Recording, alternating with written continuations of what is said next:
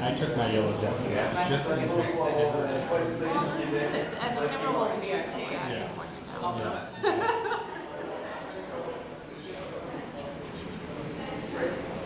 Sorry about that. I bumped into the mayor of Terrace, BC. Next week or the week? The mayor of Terrace, BC was there. Yeah, there we go. Okay, apologies for being a minute late. Good afternoon, everyone. Bonjour tout le monde. Just as I begin, I'd like to welcome Ron Bedard, the President and CEO of Dofasco. Thank you, Ron, for coming here today. More substantively, thank you for leading one of Canada's great steel companies, but also for helping us in designing some of these support measures that I'm going to talk about today and some of that we put in place. This is an important day for Canada's workers. We know the world's changing. We know that this decades-long process of our ever closer economic relationship between Canada and the United States has ended. And as a consequence of that, many of our strengths have become our vulnerabilities, particularly in those industries that are most tightly integrated with the United States. Headline, last year, 75% of our exports went to the U.S. 90% of our lumber exports went to the U.S. 90% of our aluminum exports went to the United States. 90% of our steel exports went there, all bound for a single market that has changed. Overall, for the Canadian economy, we estimate that U.S. tariffs and the uncertainty that they're creating will cost Canadians around 1.8% of GDP. That's about $50 billion lost from our economy, or the equivalent of $1,300 for every Canadian. And this is happening fast. It's a rupture, which means that our economic strategy needs to change dramatically and rapidly. And that change is in Budget 2025, our plan to confront these challenges and emerge even stronger, to move our economy from reliance to resilience, and to give ourselves far more than any foreign nation can ever take away. Le budget vise à bâtir un Canada fort en mettant l'accent sur ce que nous pouvons contrôler, c'est-à-dire bâtir ici, chez nous, afin de protéger les Canadiens et Canadiennes et de leur donner les moyens de réussir. Stimuler notre productivité pour assurer une prospérité durable. Transformer la façon dont le gouvernement travaille pour vous. Diversifier nos partenariats commerciaux à l'étranger afin de créer plus de possibilités et d'accroître notre indépendance. The core of the strategy in Budget 2025 is to unleash $1 trillion in total investments in Canada over the course of the next 5 years. That alone will increase our GDP by over 3.5%, or $3,500 for every Canadian worker, more than twice what's being taken from us. Now, to help get there, we must protect our workers and our industries who are most exposed to U.S. tariffs. That means in steel, aluminum, auto, and lumber sectors. Help them bridge to the future. Nous avons déjà pris des mesures décisives pour limiter les exportations d'acier étranger, devenir notre meilleur client en achetant canadien, permettre à nos industries stratégiques de se diversifier et de conquérir de nouveaux marchés, protéger nos travailleurs et nos industries qui sont touchés par les droits de douane américains. Back in July, we restricted foreign steel imports entering Canada's market, expanded training and income support for steel workers, and provided liquidity relief for businesses. The government, for example, provided a $400 million loan to help Algoma Steel in Sault Ste. Marie to transition to a business model that's less reliant on the United States.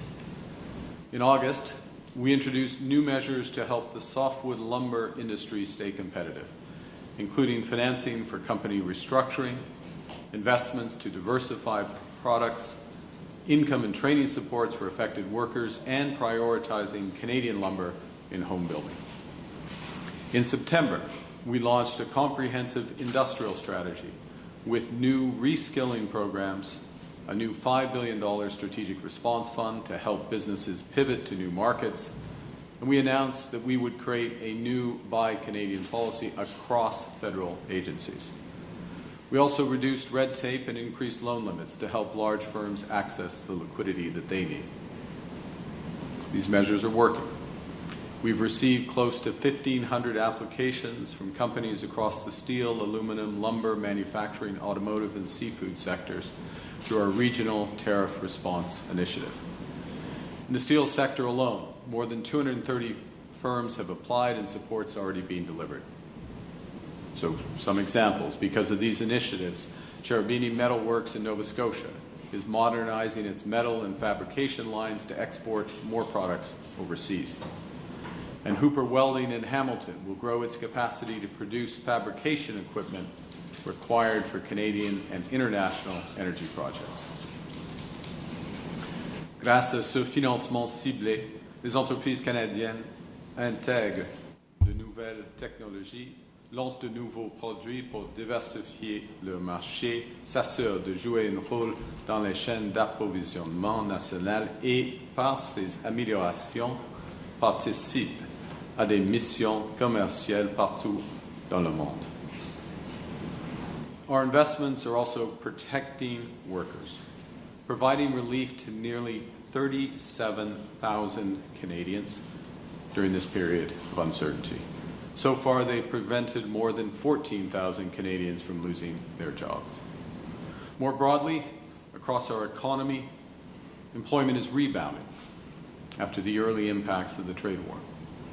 More than 120,000 total jobs have been created since March. What we're doing today is to reinforce that momentum with new strengthened measures to accelerate the transformation of the Canadian steel and lumber industries, to build strong domestic demand for their products, and to empower their workers and businesses to seize new markets at home and abroad. So these new measures focus on three core objectives. First, to further limit foreign steel imports so as to increase domestic demand for Canadian steel producers. Second, to make it easier to buy and build with Canadian steel and lumber. And third, to invest in workers and businesses so they have the tools and the resources that they need to drive this industrial transformation. So let me start with limiting foreign steel imports to ensure that our steel producers have a bigger share of our market. Doing so will unlock hundreds of millions of dollars in domestic demand for those producers.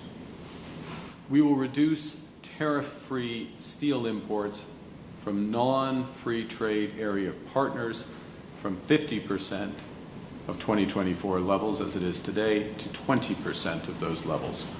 This will open up more than $850 million in new domestic demand for Canadian steel. Second, we will reduce tariff-free steel imports from non-CUSMA free trade area partners from 100% of 2024 levels to 75% of those levels, unlocking more than $540 million in additional market access for our producers. We'll impose a global 25% tariff on targeted imported steel derivative products, such as wind towers, prefabricated buildings, fasteners and wires, to grow demand for Canadian-made steel. Those products as a whole represent about a $10 billion market. And we will toughen our broader compliance measures to prevent foreign steel dumping. To do so, the Canadian Border Service Agency will be equipped with a dedicated steel compliance team, enhanced detection of false declarations, and expanded online reporting tools. Our temporary horizontal remission of Canadian tariffs on imports has helped Canadian businesses deal with the early impacts of those tariffs. However, over the longer term, such broad remissions would only hurt Canada's steel sector. So to move away from relying on imported steel and to give Canadian companies time to adjust their supply chains to use Canadian steel, those temporary remission measures will end on January 31st, 2026, for steel used in Canada for manufacturing, food and beverage packaging, and agricultural production. Now, the second broad way to drive transformation of our strategic industries is by becoming our own best customer. So we'll build big with Canadian suppliers, investing in roads, bridges, homes, and community centres. A bit later this year, we'll implement that Buy Canadian policy, which will ensure that Canadian materials, including steel and lumber, are prioritized in all contracts over $25 million, and that this applies across federal grants and contribution programs, especially those in infrastructure. To maximize the use of Canadian softwood lumber in housing and infrastructure, we will prioritize shovel-ready multi-year projects that can begin in the next 12 months using, of course, Canadian wood. With a funding allocation of roughly $700 million next year, Build Canada Homes, our new federal home building agency, this alone will create $70 to $140 million of new demand for Canadian wood products and attract private and provincial capital to multiply that impact. In order to build on that, I'm announcing today that we will make it more affordable to transport Canadian steel and lumber across this country by cutting freight rates for transporting steel and lumber interprovincially by 50%. We'll do that through funding directly Canadian National and Canadian Pacific Kansas City Railways. And finally, we will increase protections for Canadian steel and lumber workers and those businesses so they can adapt and seize new opportunities. We'll help employers retain workers by expanding our earlier supports and enhancing our work-sharing programs, increasing income replacement ratios, income replacement benefits from 55% to 70%.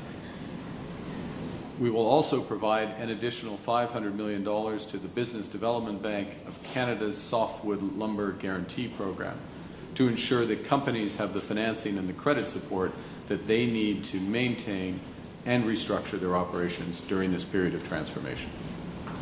And similarly, we will deploy $500 million in funding under the Large Enterprise Tariff Loan Facility, specifically for softwood lumber firms, the larger ones facing liquidity pressures. We'll make it easier for the forestry sector to access federal support by establishing a single window for applications, a one-stop shop to help companies navigate our broad suite of support programs.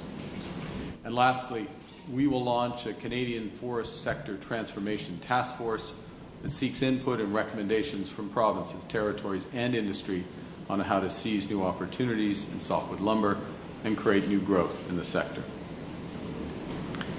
Ces mesures de soutien, jumelées à celles mises en place plus tôt cette année, permettront aux producteurs d'acier canadiens et de bois d'œuvre canadiens de bénéficier d'un accès au marché intérieur représentant des centaines de millions de dollars. En effet, c'est plus de milliards de dollars. Elles créeront de nouvelles possibilités pour les travailleurs à mesure que la demande intérieure augmentera et offriront aux entreprises le soutien dont elles ont besoin pour s'adapter au contexte mondial en pleine évolution.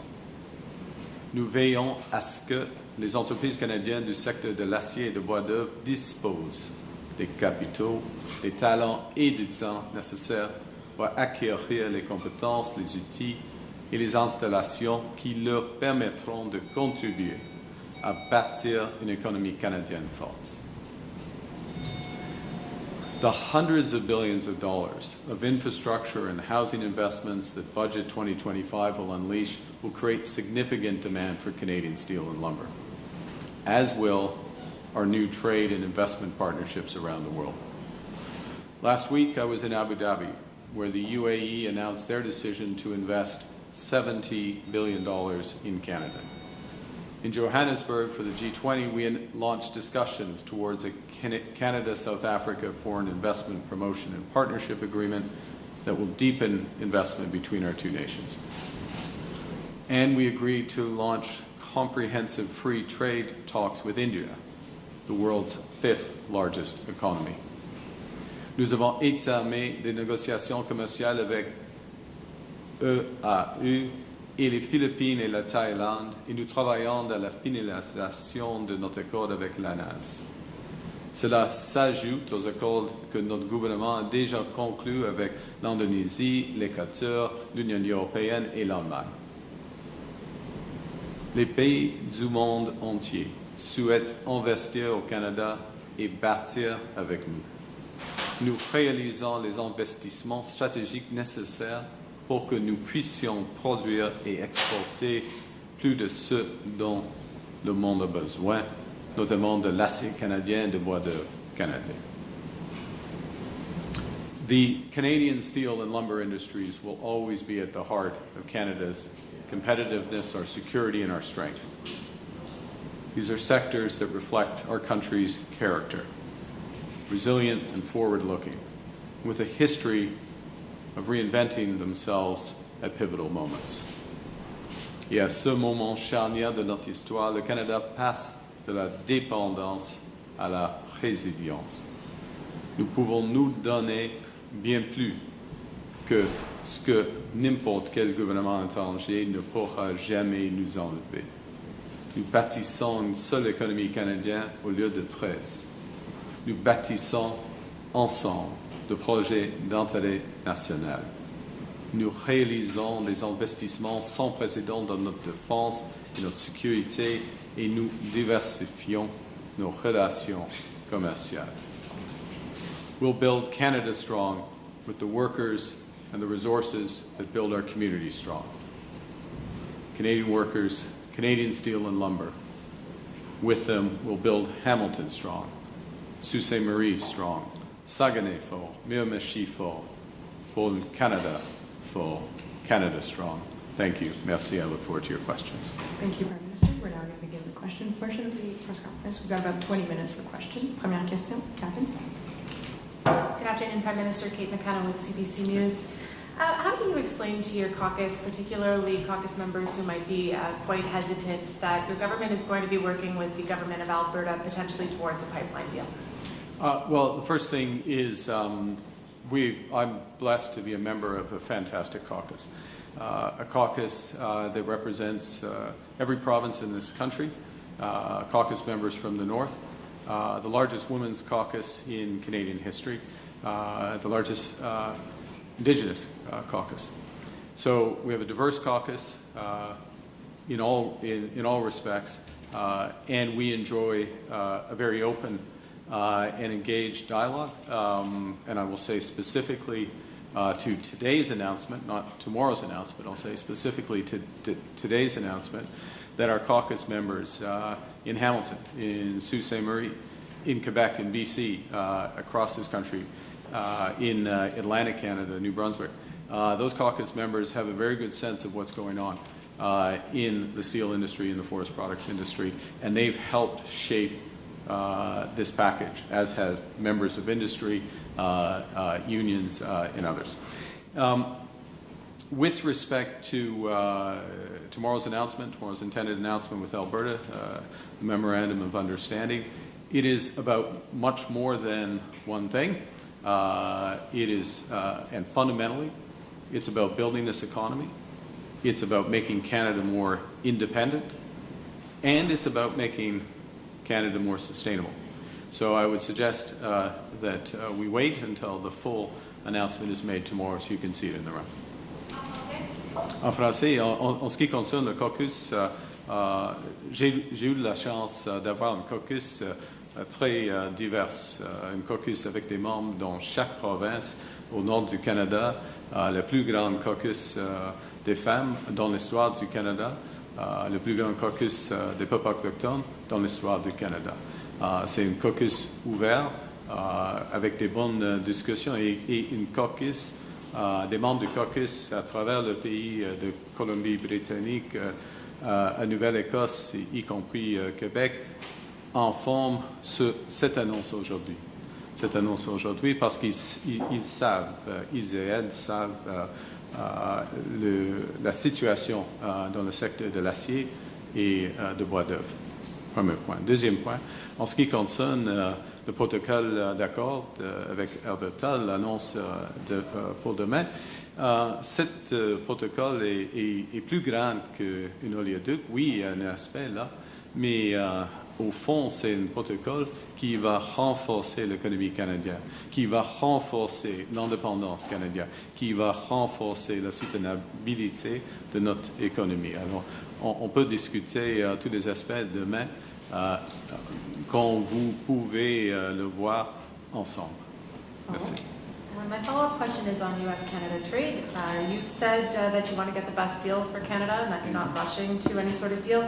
Do you get the sense that other countries regret the deals that they've made with President Trump? It's a question for them. Look, I think this is what I'll say about other countries. Every country wants to do a deal with Canada. Or if they have a relationship with Canada, they want to deepen that relationship with Canada. And this is a real opportunity for us. Of course, we want to further improve the existing trading relationship with the United States. We stand ready to re-engage when they are. But at the same time, we're going to do a few other things. First and foremost, build this economy, to be masters in our home, mettre chez nous. And invest and make sure our strategic industries are there when we need them. And then secondly, to develop those commercial relationships abroad. And I think you're seeing, given the scale of agreements that we're concluding and launching, and the time frame, and I'll make one last point and then pass to your colleague if I may, which is, when we're announcing these free trade deals, for example, with India, the start of the intention for negotiations, or with Thailand or the Philippines as three recent examples. The intention is to conclude these in a year. Okay, this is not let's have a 5 to 8 year long process. Let's focus. Let's take the opportunity. Let's diversify. Let's build out, and that itself will start to seal. We have to conclude these, obviously, but we want to have, and a final point on it if I can, sorry, I think I've already beyond my final point, but this is one of the many reasons why we want to make sure that we maintain the capacity in our steel industry, in our lumber industry, in our aluminum industry, and other strategic industries, and the workers as much as possible, like in their roles, in their jobs, because demand is coming. We're creating that demand, and that's a big part of what this announcement today is about. Merci. Bonjour, M. Carney. Mylène Crête de la presse. Pourquoi ne pas pour l'industrie du bois d'œuvre, pourquoi ne pas avoir annoncé un plan de sauvetage avec une subvention salariale comme c'était demandé? Ouais, au fond, il y a des soutiens pour les travailleurs dans le secteur du bois d'œuvre, les changements de niveau de remplacement des salaires des travailleurs dans le secteur du bois d'œuvre, y compris le secteur de l'acier. Et dans ce contexte, c'est plus facile c'est plus rentable et facile de garder, de maintenir l'emploi des individus, parce que on peut avoir des temps partiels. Et avec les discussions avec les sociétés dans le secteur, le ratio, si je peux dire comme ça, le ratio jusqu'à maintenant, était 55%. Et en effet, c'était plus trop bas. Alors, nous allons l'enlever à 70%. Et ça va aider beaucoup. Ça, c'est le conseil des sociétés dans le secteur. Ça c'est le premier point. Oui.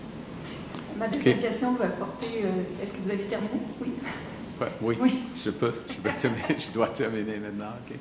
Ma deuxième question porte sur la semaine prochaine. Est-ce que vous allez aller aux États-Unis? Et si oui, comptez-vous rencontrer Donald Trump? Oui. En effet, oui. Oui et oui. Vous allez aux États-Unis? Oui. Il y a un événement. Et oui, c'est planifié d'y aller pour l'événement de la Coupe mondiale. C'est un événement comment on dit, on choisit les matchs, en effet, les groupes pour les matchs. Et, pardon? Sélection. Tu m'as compris, monsieur. Quand même. Alors, sélection. On va sélectionner les groupes pour les groupes pour la concurrence. Mais on va avoir une conversation. Nous avons eu une petite conversation hier, par exemple. J'ai eu des conversations avec lui tout le temps, OK? No. I had a conversation. I went back and forth. But look, this is the kind of thing I didn't want to get drawn into, which is every little exchange. There are substantive meetings and conversations and negotiations, and that's not what I'm alluding to be clear. And next week, next week is an important event for Canada because we are one of the co-hosts, as you know, of the World Cup, and I'll be participating alongside President Trump, other co-host, and the FIFA president.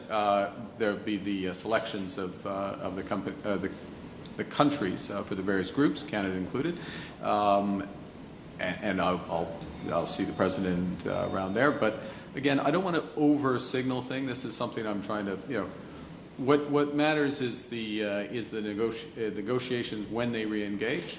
They haven't re-engaged yet, so that's the fundamental point. Sorry, can we wait? Michel? Bonjour, M. Carney. Michel Sabat, la presse canadienne. Oui. Que dites-vous aux écologistes, y compris vraisemblablement dans votre propre caucus, qui sont inquiets par l'idée d'un projet d'oléoduc vers la côte Pacifique? OK, premier point. Demain, il y aura une annonce. Il y a plusieurs aspects dans l'annonce. Et ce n'est pas le moment de faire l'annonce avant l'annonce. Mais il y a plusieurs aspects. Et premier point. Deuxième point. En ce qui concerne tous les projets à l'échelle nationale, le projet nation building, en effet, il faut être aligné à nos objectifs climatiques,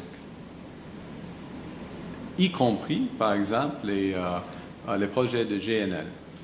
Par exemple, les projets de GNL aux Colombie-Britannique, qui sont les plus propres, les plus durables projets de GNL, ou presque, du monde. OK? Alors, s'il y aura un oléoduc, il faut avoir une combinaison avec des grandes initiatives environnementales en même temps. Mais on peut discuter tout cela demain. Prochaine question. Mais- Question suivie, pardon. Mais promettez-vous à l'Alberta d'annuler l'interdiction de la circulation des pétroliers sur la côte ouest, le tanker ban? Et comment est-ce que vous allez faire accepter ça à la Colombie-Britannique? Messieurs, c'est une bonne question pour demain.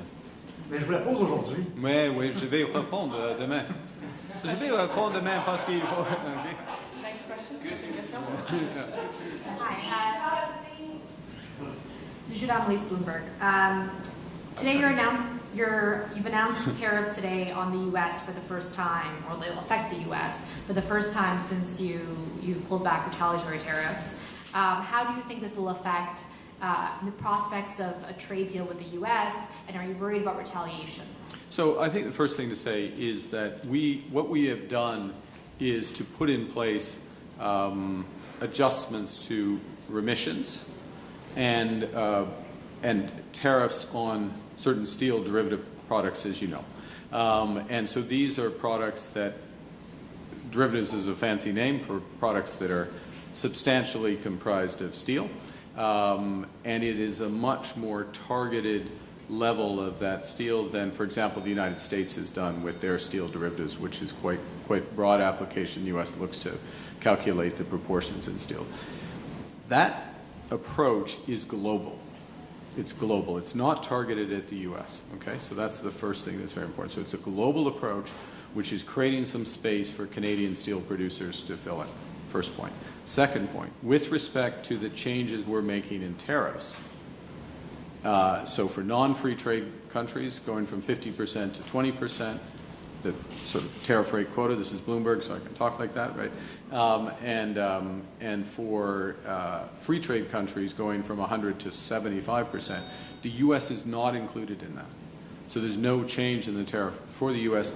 or for Mexico in that regard. So I think that answers the question. On ending the remission, I'm wondering why you chose January 31st, and is this an attempt to add pressure to the U.S.? No. Or is it acknowledgement that you're not going to get a deal? I'm going to reinforce. It is a global approach.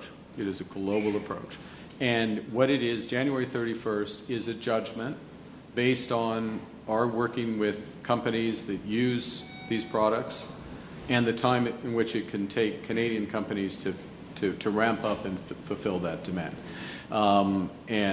So you don't do it overnight because people have certain relationships, certain contracts as a consequence of that. But you also don't do it a year from now, or else it doesn't have any benefit for the Canadian industry. I mean, this is, it's $10 billion of market share that potentially, or of demand, the steel proportion of that potentially can be captured. So that's the timing is based on the adjustment timetable.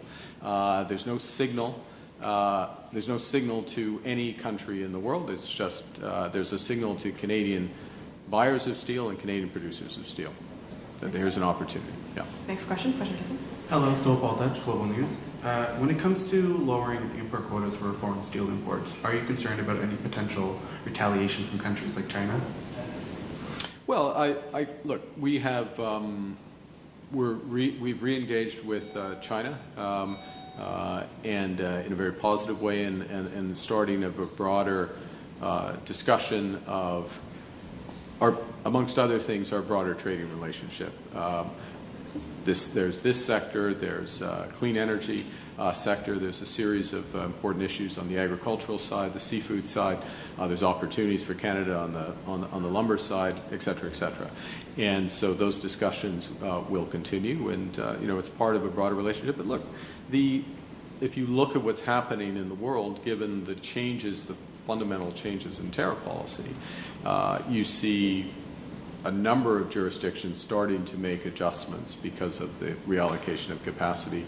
I'll just refer to the European Union currently has proposals around restricting free trade partners to 50%, or 48% to be precise, of their previous levels. So. And to clarify, when you go to the U.S. next week, apart from the FIFA draw, will you be looking to officially restart trade talks with the U.S. again? Look, it's again, I don't want to over-dramatize it, so I will repeat that we are ready to re-engage on those talks when the United States wants to re-engage. Nous sommes prêts de recommencer les discussions avec les Américains en ce qui concerne des secteurs stratégiques quand les Américains sont prêts. Next question. It's Annie Bertrand Oliver with CTV National News. Yeah. I'm just wondering if Canadians should interpret today's announcements as a concession that there's no deal in the near future for the steel and lumber sectors. You should interpret the announcement that this government will do whatever it takes to protect our sectors, and not just protect them, but to help them reposition for the new global economy, and help them be in a position to build this great country. And we need these sectors to build this country. We're going to build this country at a scale and at a pace, and we need the strong sector. So we're positioning, this is part of positioning the sector for that. You mentioned in French that you had a conversation with Donald Trump over the last 24 hours. Yeah. Can you elaborate on that, please? And also, when you go to Washington next week, will you bring up with him the pain that our sectors are currently facing and talk about re-engaging? I'll bring up with him what I bring up with him when I see him. These are points I do make to him. My exchange with the president yesterday was not newsworthy. So it wasn't about... I just responded to a question that wasn't newsworthy. How's that? Next question. I think that's for us to decide, though. Thank you. Yeah. Next question. Bonjour. Radio-Canada. Pourquoi ne pas avoir consulté votre caucus de la Colombie-Britannique avant de conclure l'entente avec l'Alberta? Comme j'ai dit il y a quelques minutes, nous avons un processus de caucus très ouvert, beaucoup de discussions. Je suis à l'heure avec les enjeux au Colombie-Britannique. J'ai plusieurs conversations avec eux. J'étais là il y a 10 jours, je crois, pour quelques jours en Colombie-Britannique, par exemple. Alors, il faut, nous sommes le gouvernement, il faut décider. Question suivie.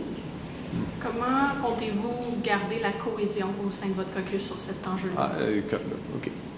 Je crois que j'ai déjà répondu à cette question, alors, mais je peux répéter.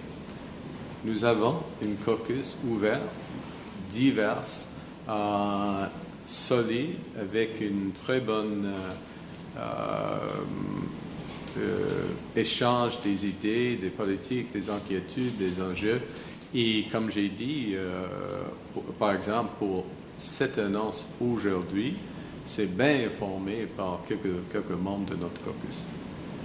We'll have time for one last question. Dernière question. Catherine? Hi, this is Catherine with the Canadian Press. Speaking about today's announcement, I'm wondering if you can share why these measures were not included in the federal budget and if the tariff quotas announced in July didn't go far enough. Well, I think what we've seen, let me start with the second bit of that, which is that the adjustments, for example, there's been additional tariff measures that have been put on by other countries, for example, the United States with respect to steel derivatives. That process has come into force and has broadened, so that has had knock-on impacts on the sector. So that's one big reason. In fact, that would almost be a sufficient reason to justify, plus the additional U.S. tariffs on lumber. So you have those aspects. And then, as I alluded to in one of the earlier answers, you see knock-on effects of what's happening in the U.S. and elsewhere on tariff measures that other countries are taking, or jurisdictions in this case. The European Union would be one example. So all of that sort of comes back onto Canada. First, that's the and that kind of enough. Secondly, you learn things as we have facilities in place, the ease with which companies are able to pull down the money, draw down the money, the terms. So we should always be looking at that, learning, adjusting, and that's part of what we've done. Some of this is simplification as well, but I think as well is that pulling that together, informed by discussions with industry. For example, Mr. Bedard is here, but also other members of the Canadian Steel Producers Association. Discussing with those CEOs about what's going on in their companies, what would make a difference to them. And so we craft something that keeps the market as fluid as possible, as much efficiency as possible, but also makes the biggest impact. And so that's the consequence of that. And the government is not going to produce a budget and then take the next year off. We're going to continue to move. Last follow-up, Jackie. Thank you. And you're promising to subsidize interprovincial rail costs for steel and lumber. But what about the north, where there are no railroads and much of the building materials sail by boat? I'm wondering if the government is committed to extending the same subsidy to those territories where construction costs are exponentially higher. Well, first off, thank you for asking a question about the territories. This is an issue. The short answer is that the rail subsidy, the 50% cut in the rail cost, is theoretically would extend to the north, but practically doesn't because, as you just said,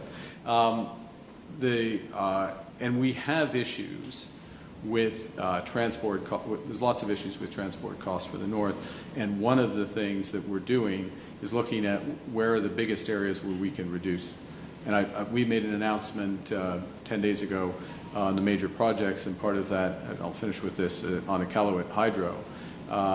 What that is saving is, tens of thousands of tons of diesel being boated up with detriment to the environment, but also just huge transportation costs. We're moving to clean power in situ and being built out. So a lot of the infrastructure, it will take some time, but is to address those types of issues as well in the north. But thank you for the question. Thank you, Prime Minister. This puts an end to our press conference. C'est ce qui met fin à notre conférence de presse. Merci. Mr. Bedard, take a couple of questions.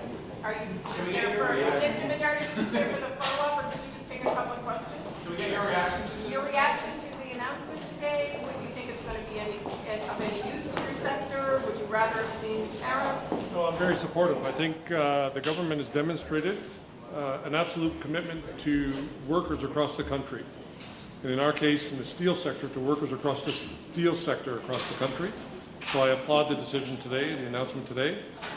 And they've been very present in the steel mills across the country, listening to the concerns right from the shop floor, and then implementing them into today's decision. So I applaud the decision. How many jobs do you figure that you've been able to secure via these sorts of actions? How many jobs, pardon me? How many jobs do you think you've been able to secure via these sorts of actions? Yeah, I won't speak for the entire industry. I'll speak for ArcelorMittal. We haven't laid off in Canada. We have 10,000 employees in Canada, and we've not laid off as a result of these tariffs. And so that's been a struggle. It'll continue to be a struggle. The actions today will help us on a trajectory back to a very secure steel industry in Canada. In Hamilton, I'm very proud of the slogan that stood for 6 decades, that our product is steel and our strength is people. It's those people, as I was listening to the Prime Minister speak today, it was those people I was thinking about. Thousands and thousands of people that will go to bed tonight applauding this decision. And so many of them have met either cabinet ministers or the Prime Minister himself on the shop floors, listening to those concerns and how we get our products to market. And Canadian mills can compete with any fairly traded material in the world. The key point is fairly traded. And I think the actions taken by the Canadian government today help level the playing field on what fair means.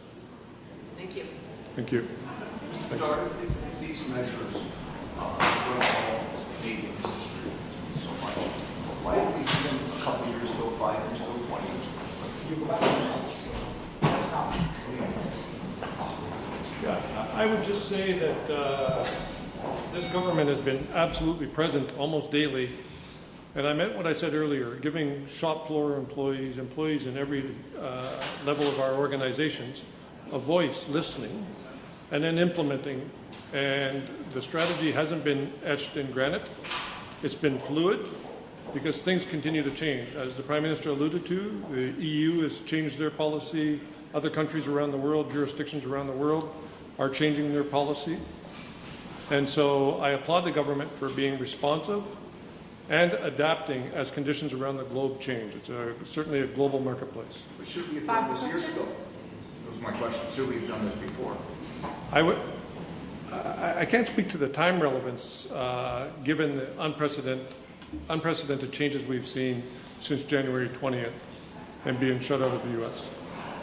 I don't understand why you couldn't respond. Certainly the export market for Canadian steel producers has been all but shut off this year.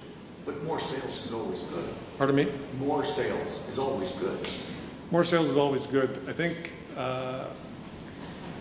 most of what we heard today isn't about us exporting to other countries or jurisdictions in the world. It's about unfairly traded product coming into Canada unabated and being able to address that. Thank you. This concludes Thank our you. press conference. Thank you.